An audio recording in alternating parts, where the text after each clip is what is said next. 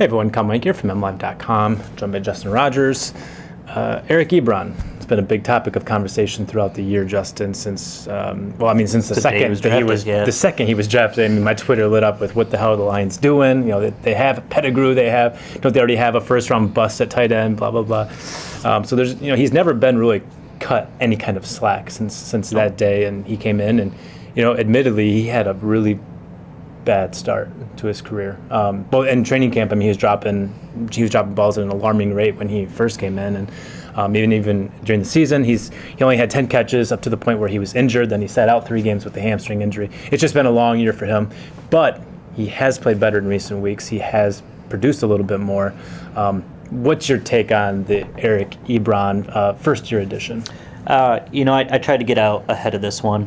Probably the article I've linked most all year is the modest expectations for Eric-Ebron his first season. First-round tight ends, they don't do a lot. First-year tight ends.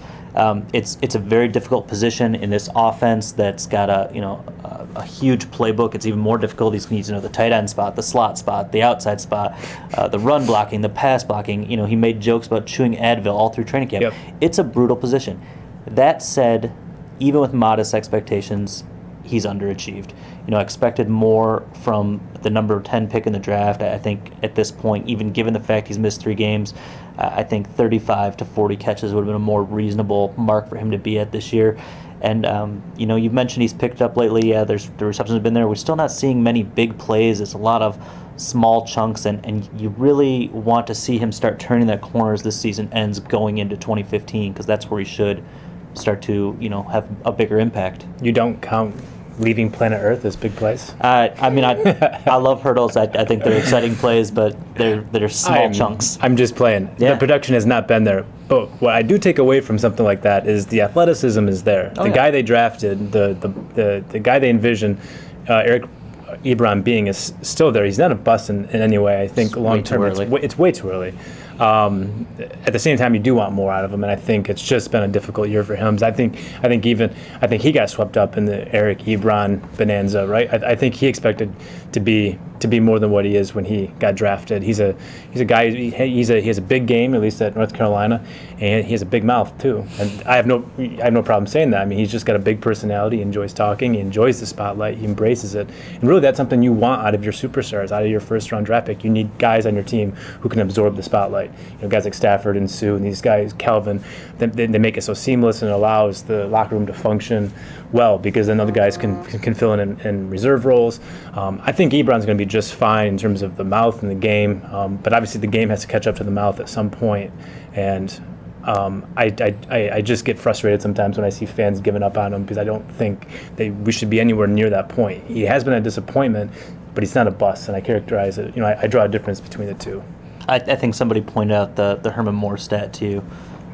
First round draft pick, didn't have a lot of catches as a rookie either. I think it was, what was the number? I can't remember either, but 10 or somewhere in that range. And was also drafted in the top half of the first round. So there's some level of comparison there. The thing I'd like to see from Ebron, more than anything, is I'd like to see that off-field swagger translate to his on-field game. You look at guys like Jimmy Graham and Rob Gronkowski, and when they catch the ball, they just turn into these violent animals that are impossible to bring down. They run with such authority, such passion, and they look like they're the best player on the field as soon as that ball touches their hands, and you don't see that from Ebron. And part of that is being young. I mean, we've all been in jobs in our first year where we're more tentative in how we approach the position. As we become comfortable, it translates. So with time, with experience, with understanding what defense are going to do, I think that's going to come. But that's what you want to see. Is you want to see that swagger, that authoritative play translate to the field. Yeah, we haven't seen it, but I don't count that as a knock against him. I don't think it's that that it's not ever going to happen for him. It's just a matter of he is not playing right tackle where he lines up at the exact same spot every single play, and he's asked to do one of just a number of things, and it's always just those numbers of things. And you can even compute, okay, the end is doing this, so I'm going to do that. The tight ends in this offense, they line up all over the field. They line up in the backfield. They're split out. They're all the way out to the sideline. They can be lined up anywhere on the field, and they have to to block as well. And there's just so many responsibilities, and it takes a long time to learn all those things. I think that took a long time to come to Ebron. It's just been, you can see it. There's that moment of hesitation on the field of, am I doing the right thing? Am I doing the right thing? Well, I talked to Jim Caldwell about it this week, and just said, what's the biggest growth you've seen in Ebron's game? And he said, he's just not thinking as much. You can see him go out there, the play is called, and you don't see the wheels turning anymore. He just kind of goes out and does it. So I think that's an encouraging sign that he's, slowly but surely moving in the right direction. And you have to take into account the roster that he's playing with. He's even at the top of his game as a rookie, he's going to be the third option of the offense. You've got Kelvin Johnson, who's still probably the best receiver on the planet, if not top three. Golden Tate, who's proven to be far more than just a number 2 receiver. He's something like 6th or 7th in the league in receiving yardage. So Ebron's I don't want to say an afterthought, but he's a third option. He's a clear third option. So the fact that he's catching 3, 4, 5 balls a game is about right. I'd like to see a little bit more downfield. It's a lot of those little flare routes, bubble screens, quick outs, and you're not seeing him expose the seam as much as he probably could, and what he was advertised as being able to do. To Joe Lombardi's credit, one of those guys. It's one of them, Jonjo, whatever it is. To his credit, though, I think what he's done is he's tried to give Ebron just a slice of the playbook, right? They're not trying to throw too much at him at this point. Because I think at one point they were, especially in training camp. You could see them throwing him. He was doing all kinds of stuff, going on fly patterns on the field and stuff, and things I think we'll see in the future with him. But at this point, I think they just, at one point, were like, okay, he's not quite getting it.